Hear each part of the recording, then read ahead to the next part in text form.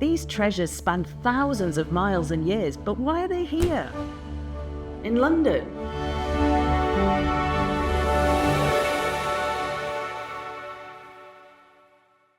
I always feel torn visiting the British Museum. On the one hand, I'm a huge nerd, and this place is stuffed with fascinating artifacts and stories.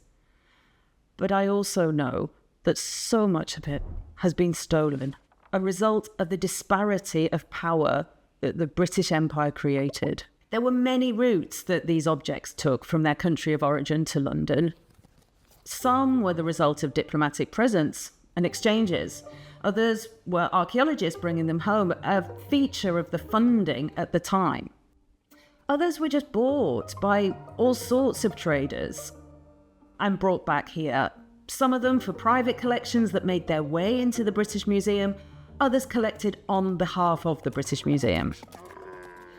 But loads of them were stolen, and some of them violently so, in really well-documented events from the British Empire's history. There is an increasing clamour to give things back that were acquired unfairly. Perhaps most famously, these marble friezes from the Parthenon in Athens, more familiarly known as the Elgin Marbles, after Lord Elgin, who brought them back. He claims, and there are receipts to show that he paid for them, but Greece claims that that was cheating, that the seller had no right to sell. We can debate whether the Elgin marbles or the Parthenon sculptures were stolen or not. To my mind, some very dubious things took place. And also don't forget that Lord Elgin was not buying the sculptures as some altruistic act for the British Museum. He was doing it for his own good. He wanted to put them on his own country estate as a frieze on Lord Elgin's house, and they only came to us because he went bankrupt. It's just a bit sad seeing them not in situ. They were designed to be friezes for an extraordinary building, to create an effect through architecture, not to sit in a museum. And of course you can argue that for a lot of artifacts in museums. But this seems particularly wrong because we've made such an effort to give the impression of the monumental scale even.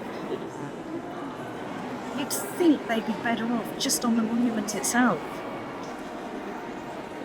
The very fact we want to return them to the place where they were born, as has already been said, the idea that a museum is some whole, perfect, finished Victorian idea of a kind of a pantechnicon of all world knowledge is nonsensical. Like all things, it changes.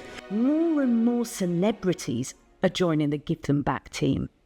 In fact, the last time I visited the marbles was after Stephen Fry made a very public statement on the subject. So I came straight here because I honestly thought the tide was turning to such an extent that I wasn't going to see them here again. And so I came to say goodbye to them, really, but here we are. What is that, 5 years on? And they're still here because the British Museum is so stubborn about giving things back.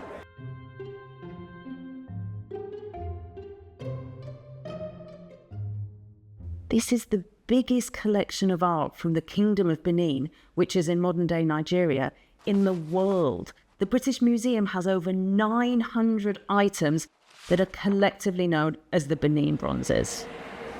The British Museum actually has an explanation on the wall of how they were acquired, which was through extreme violence, through a colonial campaign to really suppress the Oba, the king, because he was blocking trade.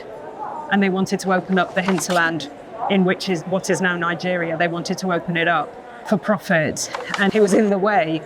And they did an immensely punitive campaign, so much death and destruction, and they looted the whole city. Some ended up in private collectors' hands. The soldiers who were there took them home, stored them in their family, and they made their way into other museums and collections over time. And many of those are starting to be returned to Nigeria. But the British Museum is refusing. Loads of museums and other institutions around the world are giving Benin Bronzes back to Nigeria, but the British Museum consistently refuses to do so. Give them back now. No. And its reasons are really disingenuous. They've argued that more people see them in London because their visitor numbers are so high. But this is to completely ignore the fact that most people in the world can't visit London. They can't get a visa or they can't afford it. They've also argued that it's in their charter that they're a universal museum and therefore they need to represent all cultures. Apart from the fact that that's literally impossible, you can't ever have one place that represents every culture throughout history. But actually, what universal originally meant was that artifacts, art, and books and manuscripts would all be held under one roof. It wasn't an argument about the variety of objects obtained. Now, the art has gone to the National Gallery, and the books and the manuscripts are down the road in the British Library. And so that original meaning of universal doesn't even hold. There's an old joke with any amount of variation, which asks the question, why are the pyramids in Egypt? Because there was no room for them in the British Museum.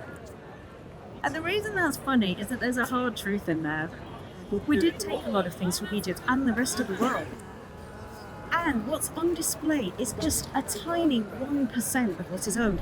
To put it another way, there are 80,000 objects on display in this enormous building in the heart of London.